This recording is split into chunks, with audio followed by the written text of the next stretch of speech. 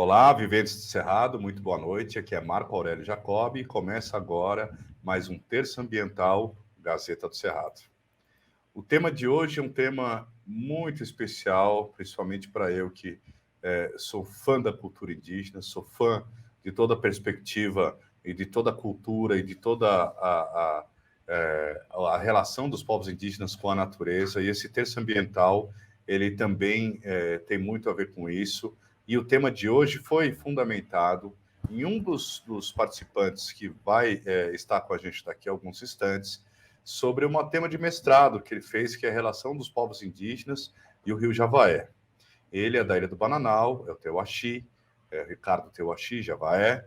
Ele é professor lá, ele agora está em sala de aula e, se eu não me engano, ele vai entrar também com as crianças de lá. A gente está no aguardo, na expectativa aqui. Mas eu queria começar falando, porque eu fiz um projeto chamado Lendas do Cerrado, que é um documentário que fala sobre a cosmologia de criação dos povos indígenas. E o que me chamou a atenção foi a mitologia de criação do povo Inã, que entre os povos Inã Carajá, Inã Javaé e Inã Carajá Canoeiro. Depois o professor Eber já vai entrar aqui e já me corrige. Mas são três povos que compartilham, são povos da mesma origem, né, dos Inã. E os Inã, eles têm a origem no rio Berorocã. O Berorocã é, na verdade, o rio Araguaia, que não deveria nem ser chamado rio Araguaia, devia ter mantido o nome original, Berorocã, que ele tem mais de 2.500 quilômetros de extensão.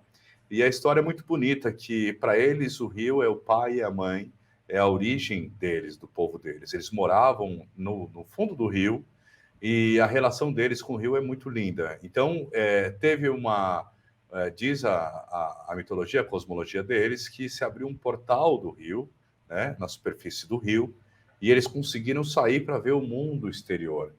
E eles, curiosos, foram passando, e viram as árvores, os pássaros, né, coisas que eles não tinham contato, e demoraram um tempo lá fora. E quando foram voltar, o portal já estava fechado, e assim eles constituíram o habitat, a morada, na Ilha do Bananal e em toda a região, não só na ilha, mas no território também do Mato Grosso, aqui no território aqui do Tocantins, e assim foi constituído os povos Inã. No documentário eles falam que eles nem sabem por que é Carajá, né? Da onde que surgiu esse nome, mas a gente vai falar com eles na sequência. E aqui eu gostaria de convidar o primeiro participante, que é o professor Eber. Muito obrigado, professor, pela sua participação. Ele é antropólogo, ele dá aula na saúde indígena, né? Principalmente para o curso de medicina da Universidade Federal do Tocantins, e também um pesquisador e também atua em projetos relacionados à questão do uso das águas indígenas, também tem conhecimento na ilha, conhecimento dos Acuê, Xerente, aqui de Tocantinha. Então, é uma pessoa que é muito bem-vinda no tema de hoje, enquanto os meninos se arrumam lá para poder entrar. Seja bem-vindo, professor. Meu caro, uma grande honra, muito obrigado pelo seu convite. É sempre muito bom estar aqui no Gazeta do Cerrado, né, contando aí com vocês. Eu acho que vocês fazem um trabalho fantástico.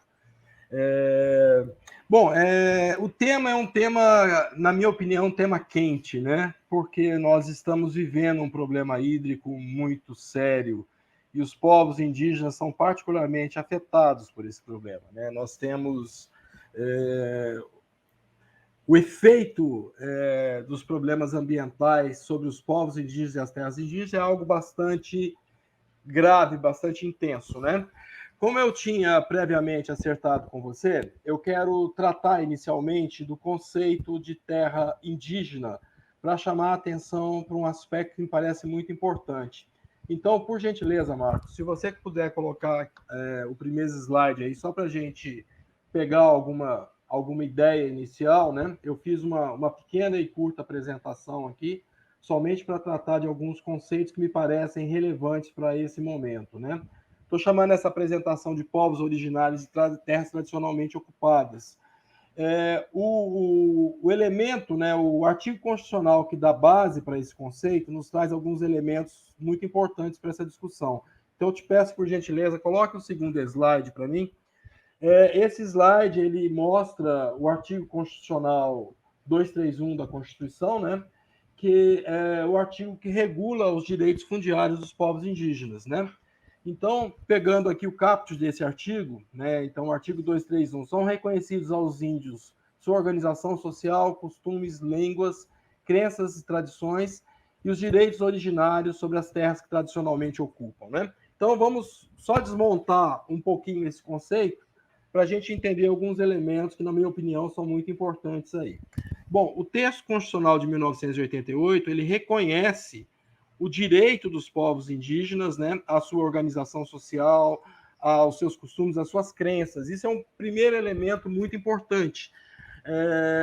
No plano constitucional, o Estado brasileiro e a sociedade brasileira reconhece o direito dessas populações às suas organizações sociais, né? Lógico que esse é um processo político complexo, né? Porque nós, a bem da verdade, nem teríamos o direito de expressar esse reconhecimento, né? Porque esses povos são entendidos como povos originários, né? Ou seja, povos que já estavam aqui antes da formação do Estado brasileiro. Mas eu entendo que uma compreensão desses princípios é importante para que a gente possa, né, juntamente com os povos indígenas, pensar na defesa desses direitos que são inscritos aí na Constituição Federal, né? Um outro elemento que vale muito a pena destacar do texto constitucional é o elemento, o inciso terceiro, né? Primeiro, que define o conceito de terra tradicionalmente ocupada. Eu quero explorar um pouco esse conceito, Sim. Porque ele me parece profundamente relevante para o tema que nós estamos discutindo aqui. Se vocês observarem o texto constitucional, ele vai reconhecer como terra indígena aquelas áreas que se enquadram em 4 critérios expressos na Constituição. São eles: as áreas por eles habitadas em caráter permanente, ou seja, o primeiro elemento que caracteriza uma terra indígena é a habitação permanente de uma dada população originária, tá? Segundo elemento que caracteriza a terra indígena são as áreas utilizadas em suas atividades produtivas, né?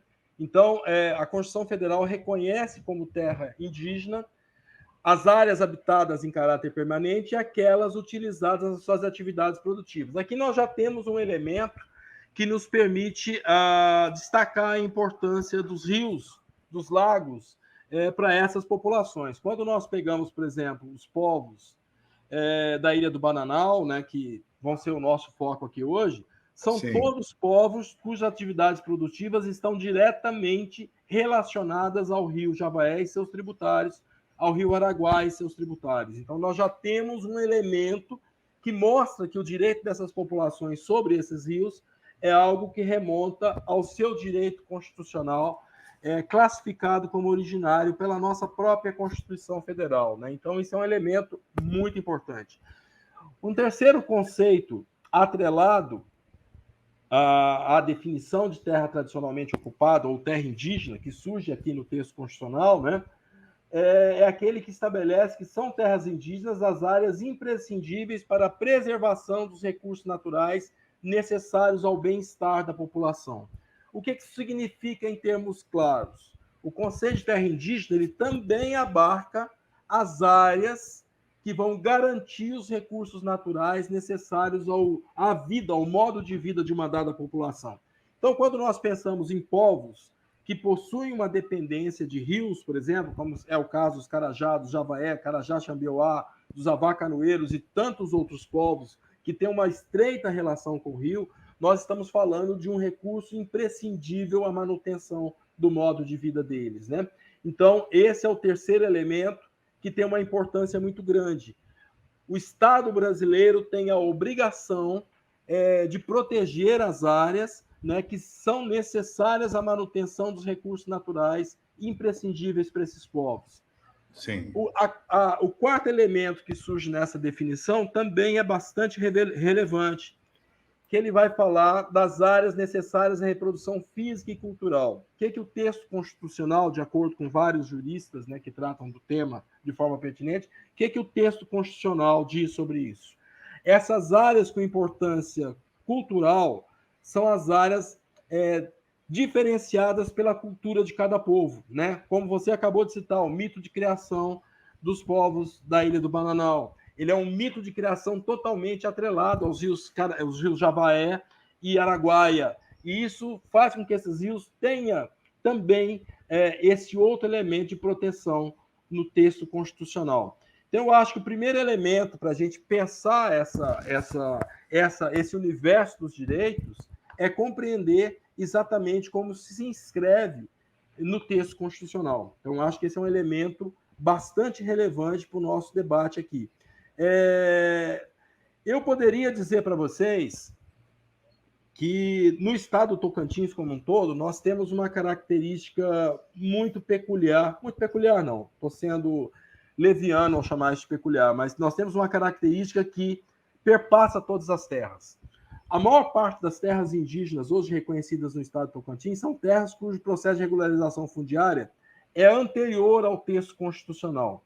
Então, a maior parte dessas terras possuem fragilidades ambientais muito grandes. São terras cujo direito de manutenção dos recursos naturais necessários ao modo de vida, cujo direito de acesso às áreas implicadas nas atividades produtivas e áreas com importância cultural não foram devidamente reconhecidos, né? E isso faz com que essas terras tenham uma fragilidade muito grande. Se nós pensarmos as terras indígenas do estado de Tocantins hoje, à luz do texto constitucional de 1988, nós vamos nos dar conta que estão todas elas subdimensionadas, né? Por exemplo, quando nós pegamos o contexto da Ilha do Bananal, que logo mais os nossos colegas vão tratar aqui. A Ilha do Bananal hoje sofre grandes impactos ambientais em decorrência do uso de água do seu entorno, né?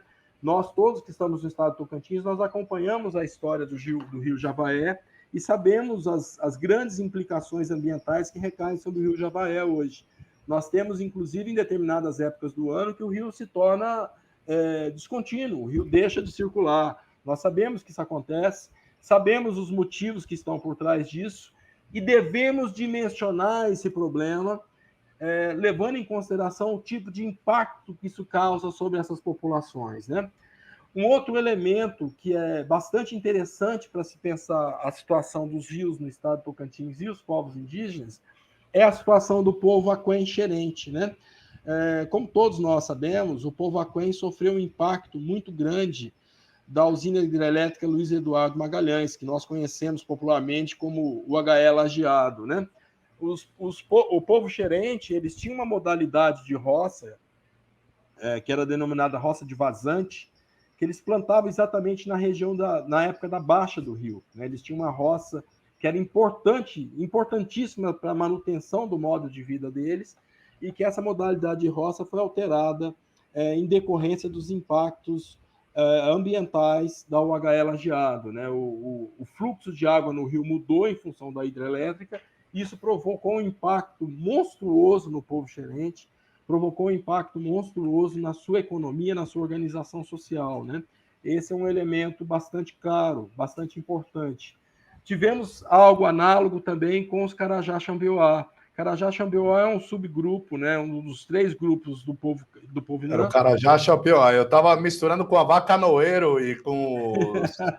E tem os Javaé, tem mais um outro povo que mora na ilha também, né? Não, nós temos os Avacanoeiro, eles estão lá também, né? Estão regularizando uma área fora da Ilha do Bananal, a terra tradicionalmente, a terra de origem dos Avacanoeiro, está sendo reconhecida ali, a identificação foi feita pela Patrícia Mendonça, não me lembro exatamente os anos, né, mas está sendo regularizada agora como terra indígena, reconhecendo o território tradicional dos Avacanoeiro.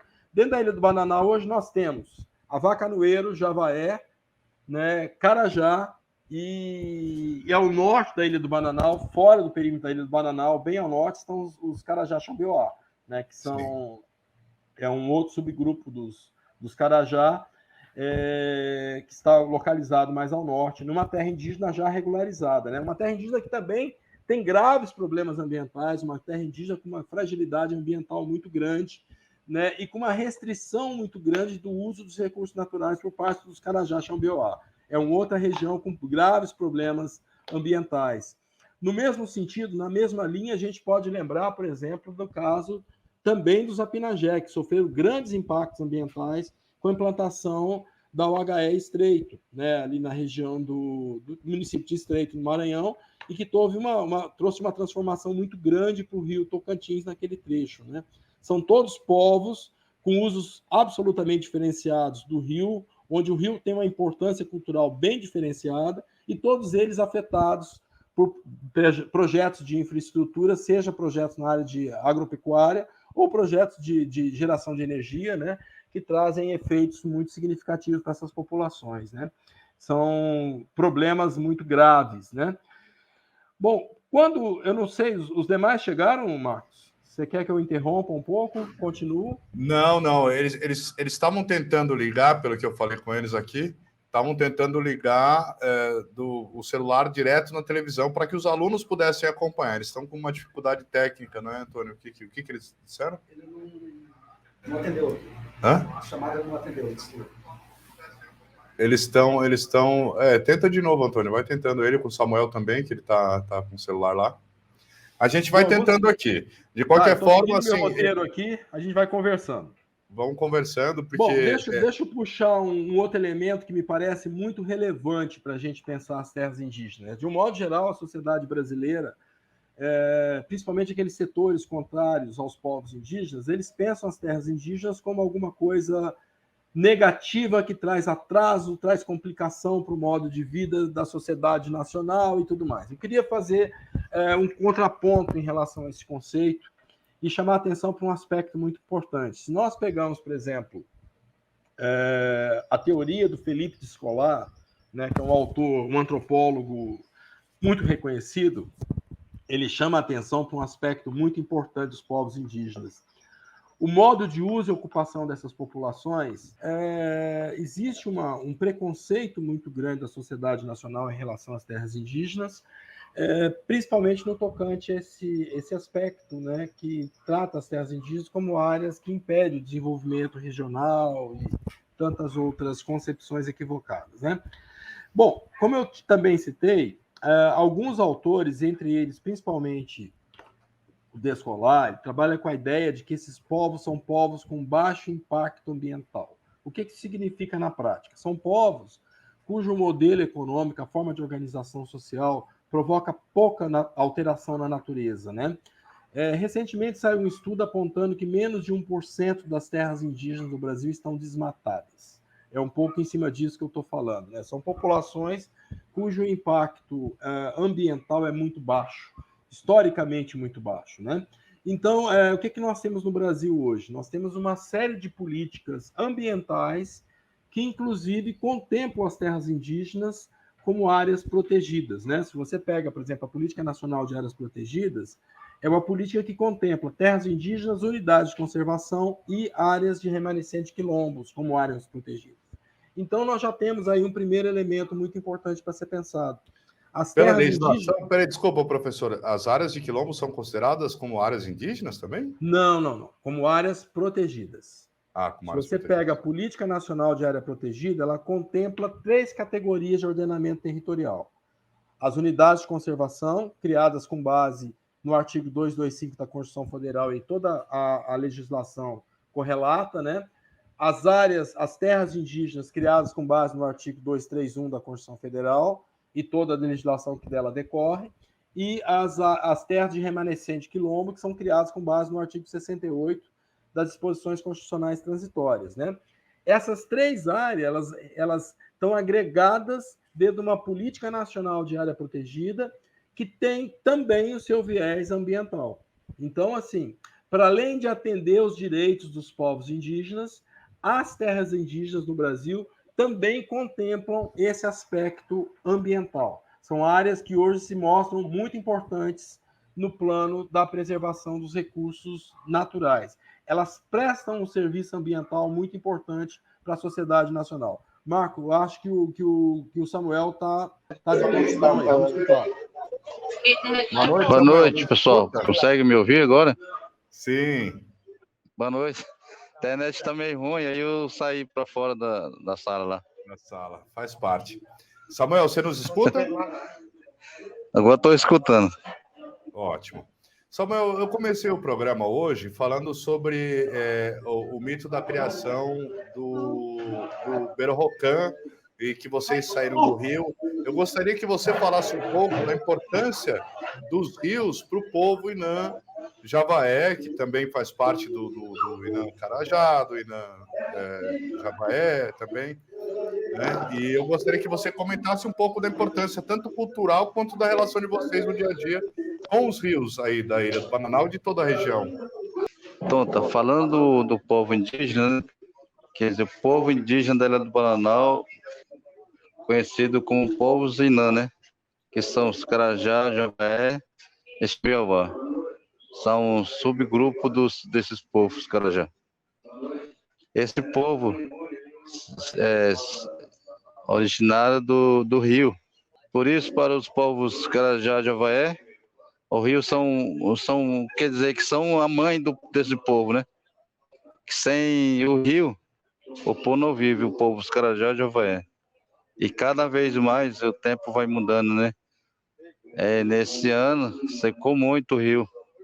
Até a chuva também vai modificando, né? O tempo. Ano passado, nesse mês, tava cheio, né? Agora não, agora tá seco ainda. Então a gente vai se preocupando por cada vez mais vai secando o rio, né? Não só o rio, a floresta também. A floresta vai cada vez mais vai diminuindo para o povo indígena, para os povos, para os povos Javaé e Carajá. Antes, né? O meu avô falava que não era assim. Hoje, do século XIX para cá, está secando muito. Então a gente vem preocupado por causa desse tempo, né? Por causa da queimatura, acaba a natureza nossa, né? Não só rios, a natureza também, a floresta, onde vivemos, né? Eu vou passar para o Teuaxê, Tá. o professor Ricardo Teuaxê. O Samuel estava comentando sobre já a questão dos problemas do rio, né? Eu sei que você tem mestrado e eu gostaria que você falasse um pouco sobre aquilo que você pesquisou no mestrado, que na verdade foi o que nos inspirou ao programa de hoje, né? Então, se você puder falar para a gente sobre a questão da relação dos indígenas com as águas. Sim, com certeza. Obrigado. Olha, eu tinha feito trabalho, mestrado, pesquisa sobre rio, né? Porque rio para nós é importante. Rio, a nossa vida, nossa alegria começa do rio, nosso povo se origina do rio. Então, por isso que eu me preocupava de registrar alguns nomes de trechos do rio.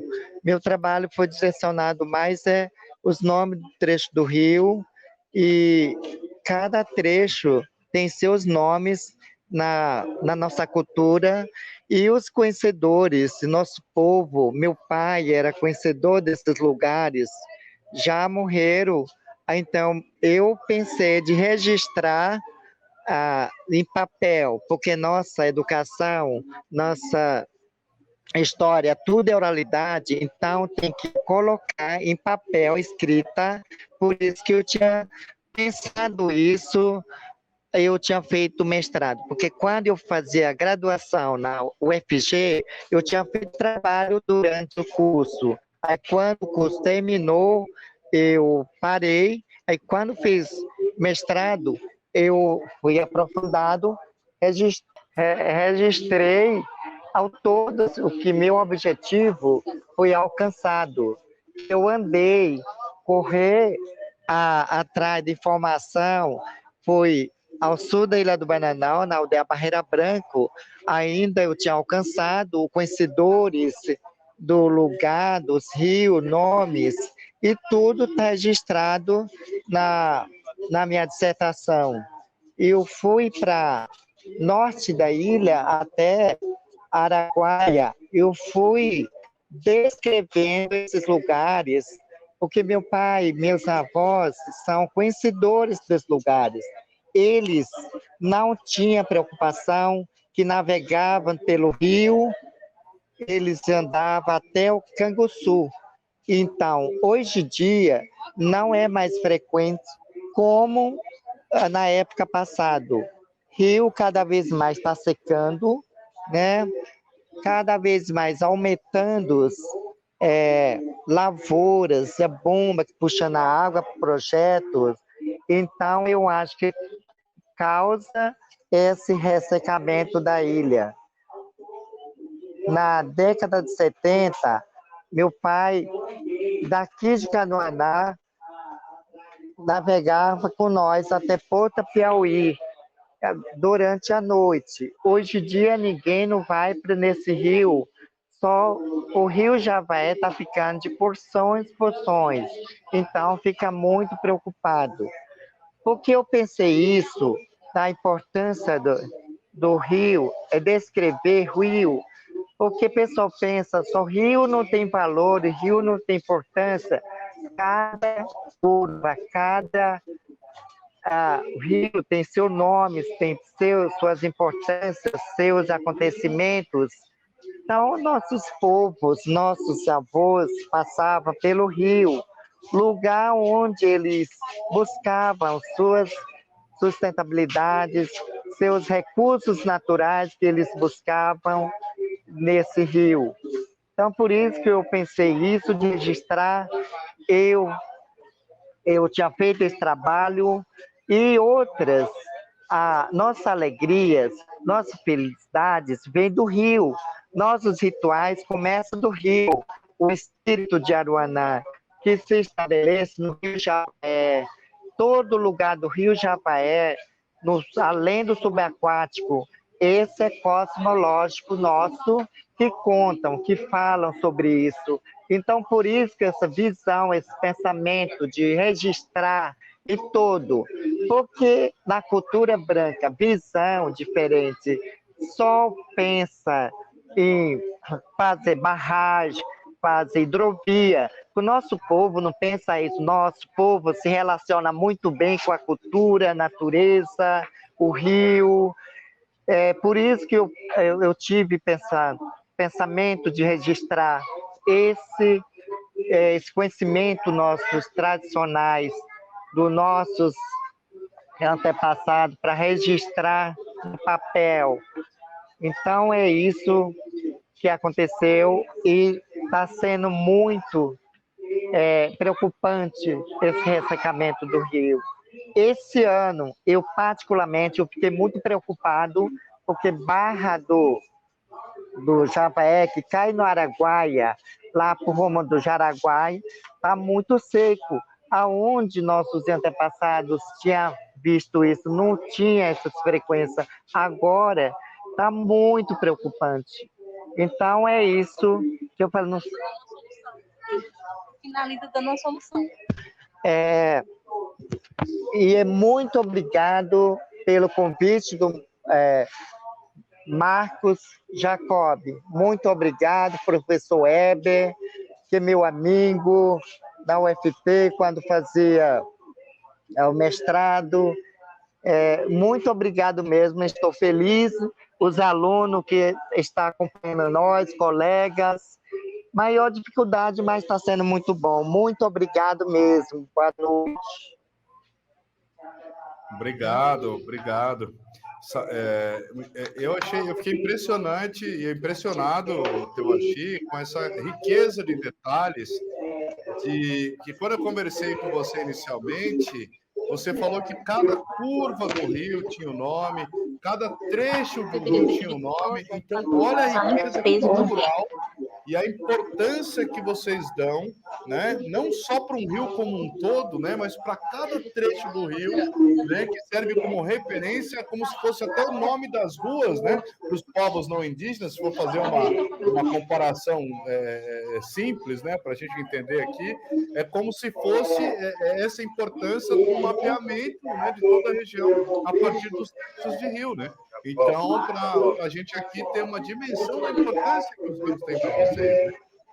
além das coisas óbvias, poder tirar a água, né, que vocês vão beber, que vão lavar as coisas, os peixes, vão alimentar, né, e de toda essa cosmologia, né, do surgimento até do povo Inã, né, dos povos Inã, né, como o Samuel também falou, que é o pai, que é a mãe, né, disso, e dessa preocupação, que é uma preocupação muito válida.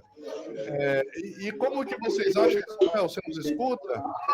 Eu gostaria que você também comentasse essa questão da riqueza dos detalhes Sim, e também o que pode Jacob, ajudar na preservação, né? é isso mesmo.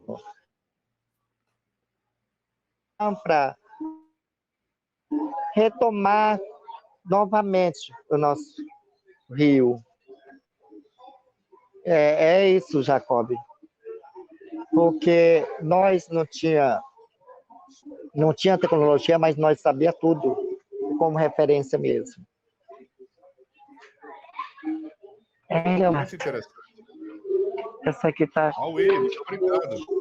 Maravilha. Professor, eu gostaria que o senhor comentasse um pouquinho também essa fala deles, né? Porque assim, essa riqueza de detalhes do rio também não mostra apenas a questão da cultura, né? Mostra a relação, né, de intrínseca. Claro que, assim, para a gente, antes da gente, né, dos povos não indígenas ocuparem aqui essa região do planeta, é claro que as comunidades, né, os seres humanos que habitavam aqui, que já habitam há mais de 10, 15 mil anos em alguns lugares, né, dependiam diretamente dos rios, porque a água é a fonte de vida, né?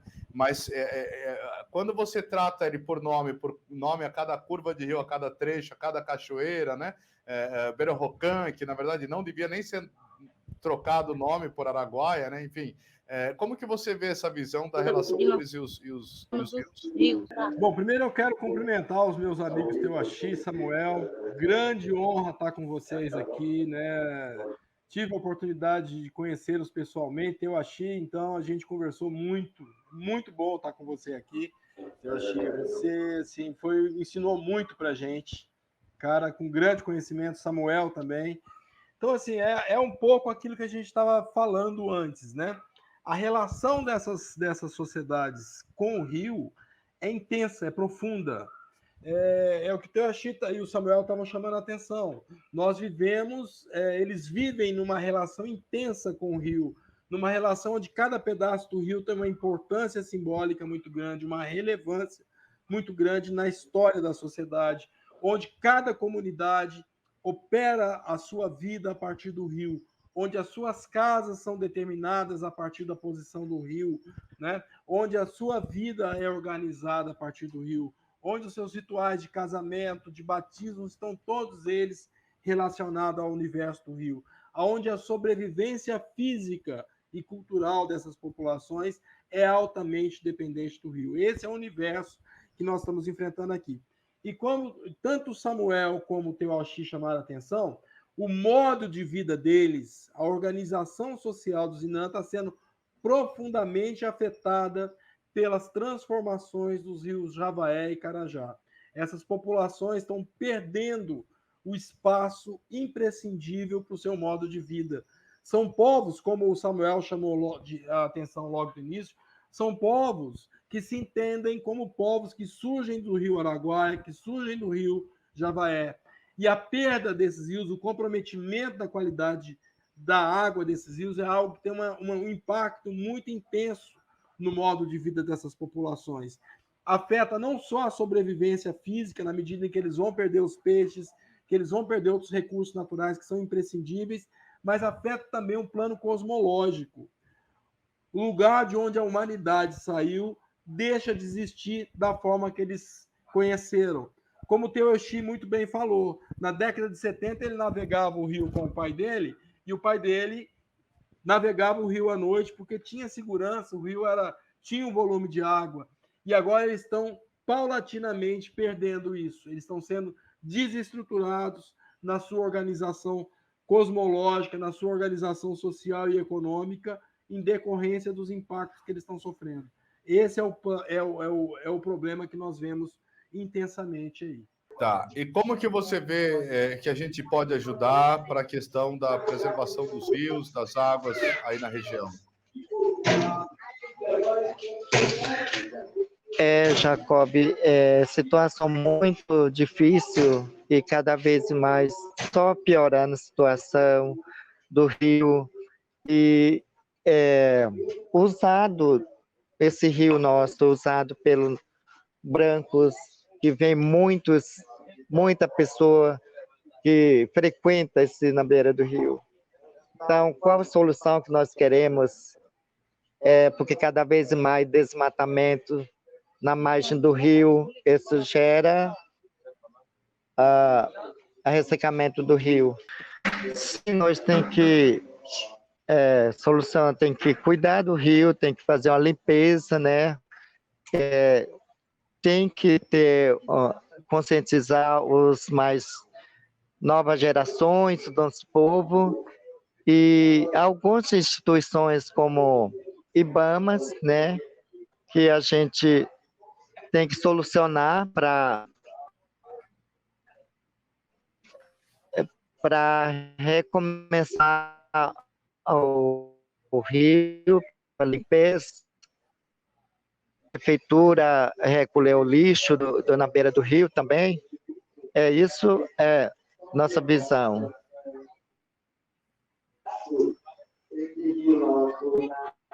Entendi. Samuel, você nos escuta? Samuel está travado. Então, Axi, se você quiser passar de novo o celular para ele, que esse celular está melhor do que o dele. Daí para a gente concluir, e concluindo, porque faltam alguns poucos minutos aqui para o programa. Samuel, você nos escuta?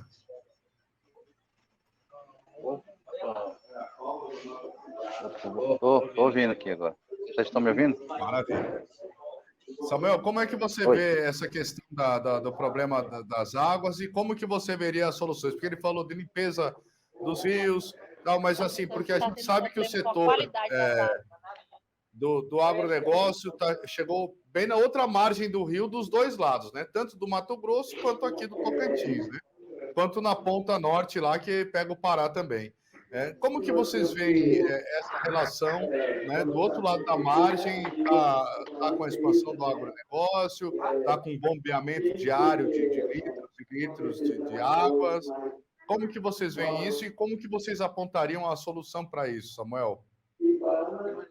Olha, no meu ponto de vista, é só reunir os povos da Ilha do Bananal, junto com os Carajá e Javaé, pelos vizinhos do município, né?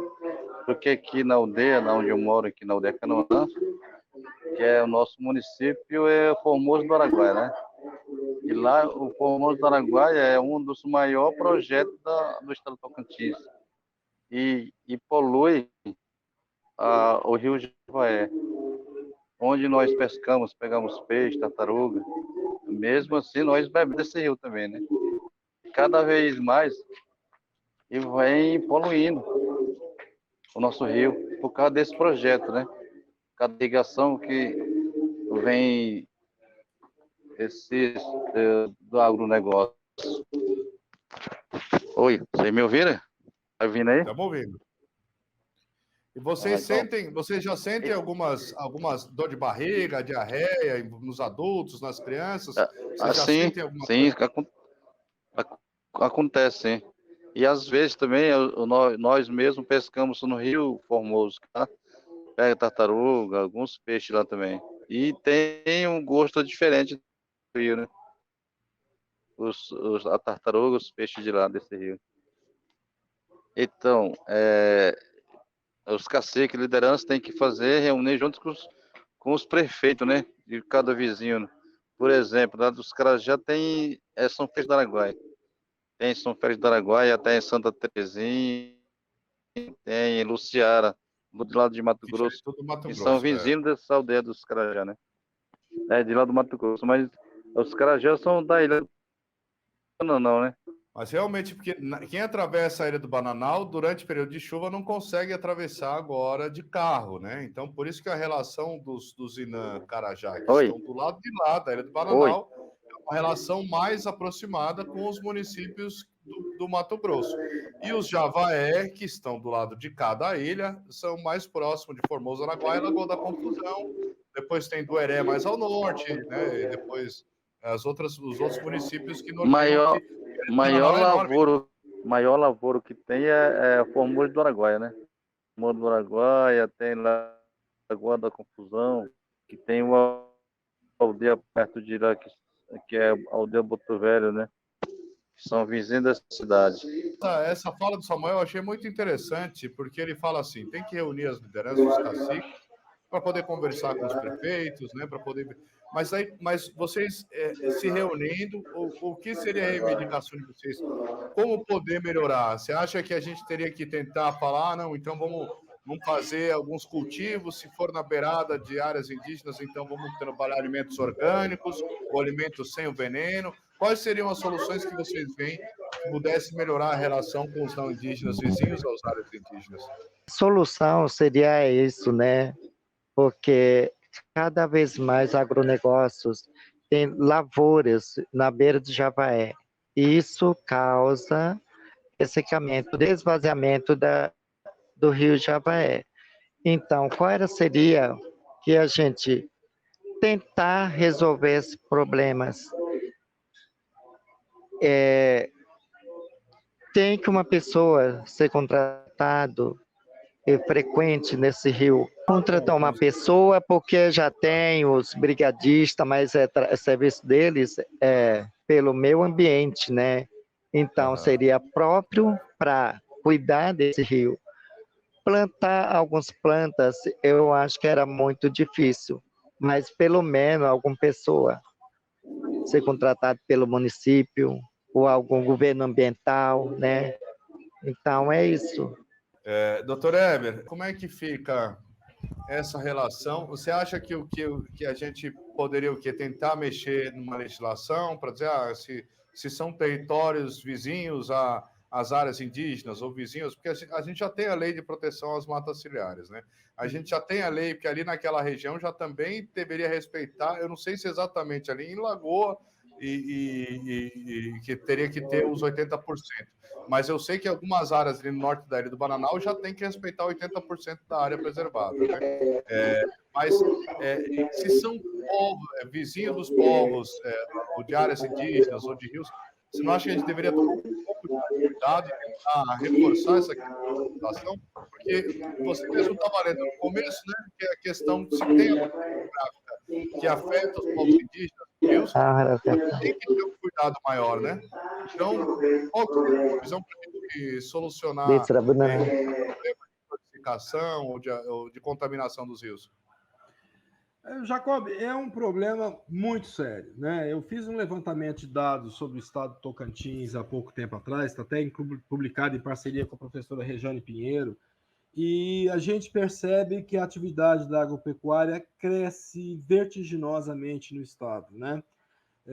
Nos últimos anos, o peso do estado do Tocantins no PIB nacional praticamente dobrou, né? Não era um peso muito significativo, mas estatisticamente dobrou, o que é muito significativo do processo que está acontecendo aqui. Nós estamos vivendo agora, aqui no estado do Tocantins, algo muito parecido com o que foi vivido no estado do Mato Grosso no início dos anos 2000, né? Entre 2000 e 2010, você teve um avanço muito vertiginoso da atividade da agropecuária, com uma característica que me parece muito convergente com o que acontece aqui no estado do Mato Grosso. Ausência de fiscalização do poder público. Eu lembrei que era o Blairo Maggi na época e ele desmatou 50% de todo o desmatamento da floresta amazônica na época. Eu era estudante de comunicação, eu ficava horrorizado com os dados que vinham do Mato Grosso.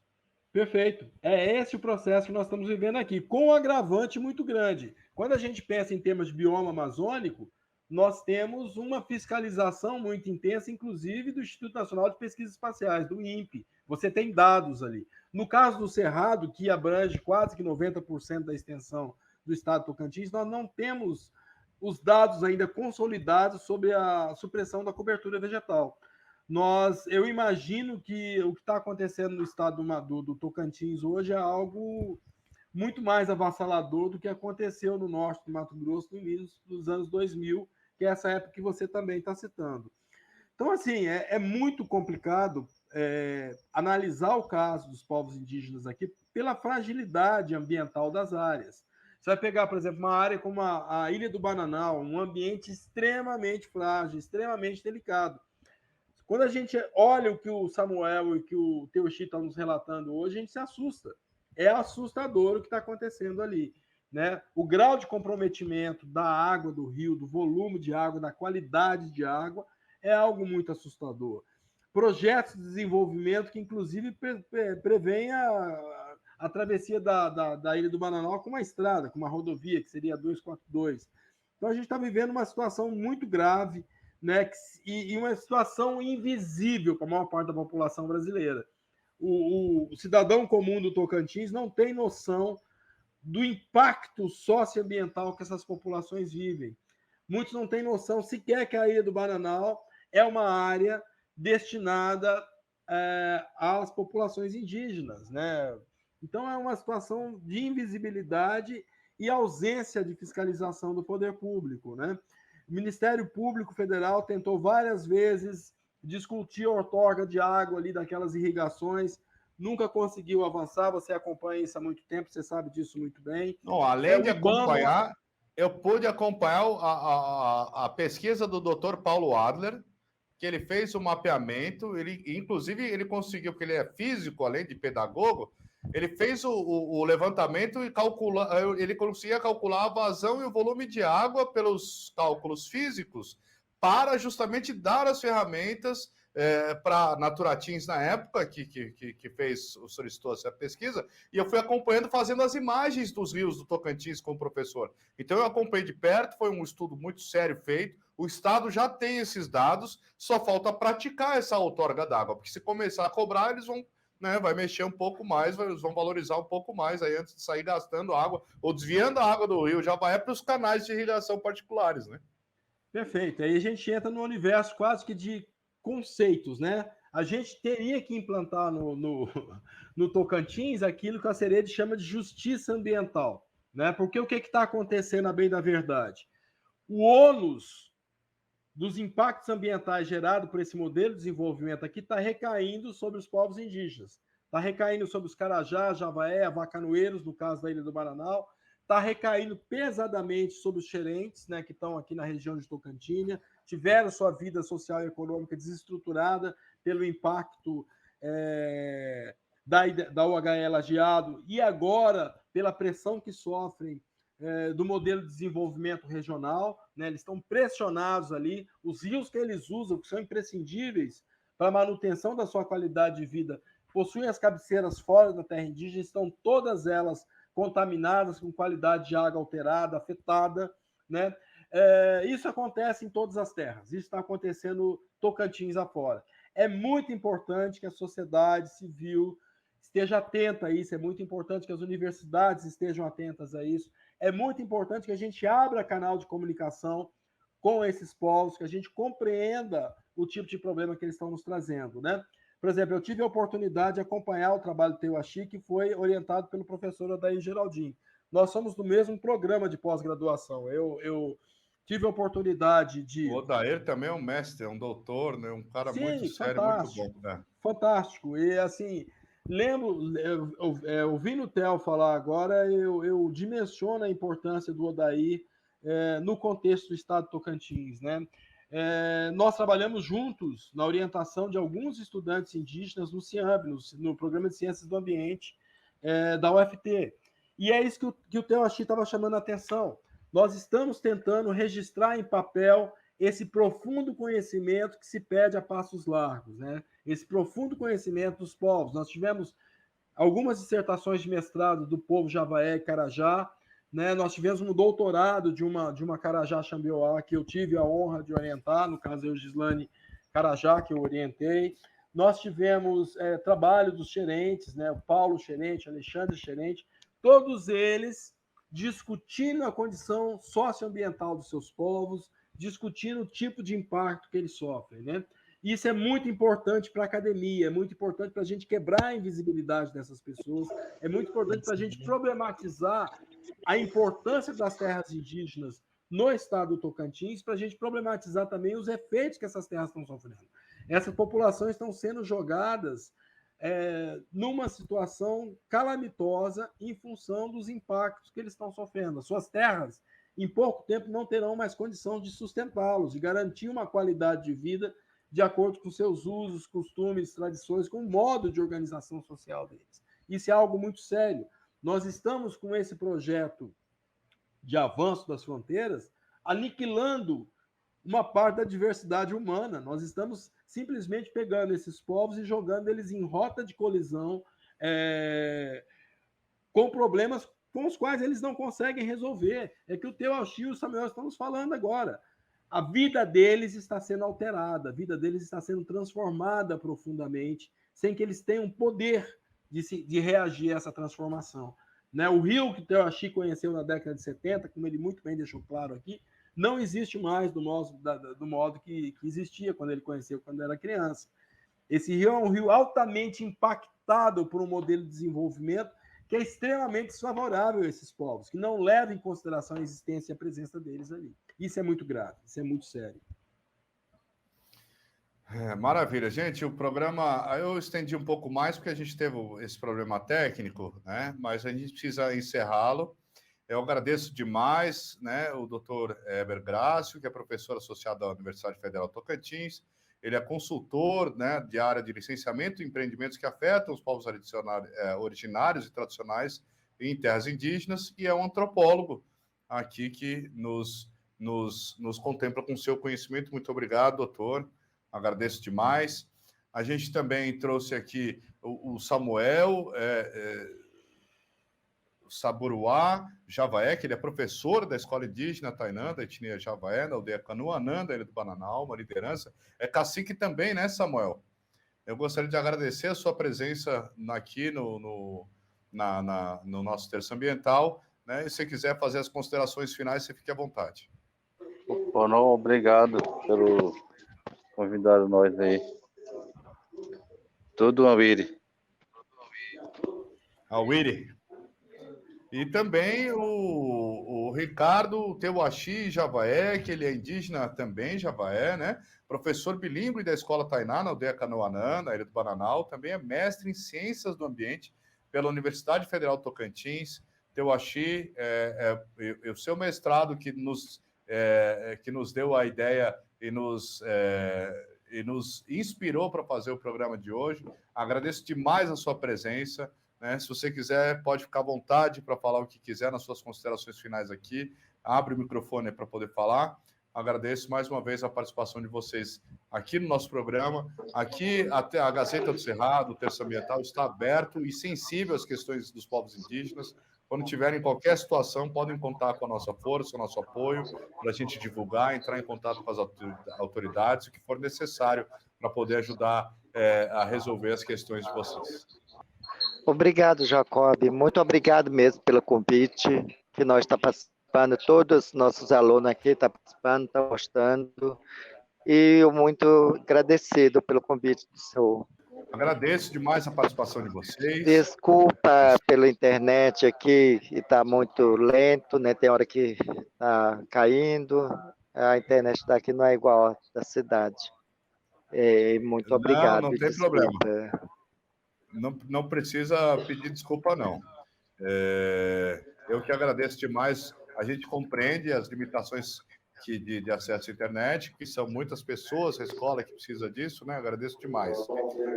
Então, eu agradeço o programa, agradeço a participação de vocês, agradeço quem está na escuta e quem está escutando o programa mais uma vez, que ele ficará de forma permanente no nosso YouTube, Gazeta do Cerrado, Tracinho TVG, e também no Facebook e Twitter, que nossa transmissão é simultânea para os nossos 3 canais de comunicação aqui da Gazeta do Cerrado. Então, agradeço mais uma vez a audiência de vocês. O nosso programa chega ao fim agora, nesse momento. Vocês podem curtir, compartilhar, seguir o nosso canal e sugerir temas para você ver aqui no Terço Ambiental da Gazeta do Cerrado, que a gente está aqui em busca de soluções para as questões ambientais que envolvem o nosso dia a dia. Então, acompanhe aqui toda terça, às 19 horas. E também agora temos uma novidade. Nós estamos também sendo retransmitidos pela TV Norte Sul, que é um canal do YouTube, que está para se tornar um canal mesmo de televisão. E a gente reprisa o programa diariamente, também pela TV Norte Sul. Então, a gente também vai deixar o link aí para vocês conferirem lá a programação, não só do nosso programa, mas também de toda a programação. Então, agora estamos além da TV Gazeta do Cerrado, pela TV Norte Sul, numa parceria aí para tornar ainda mais amplo essas vozes que nós estamos ecoando por aqui.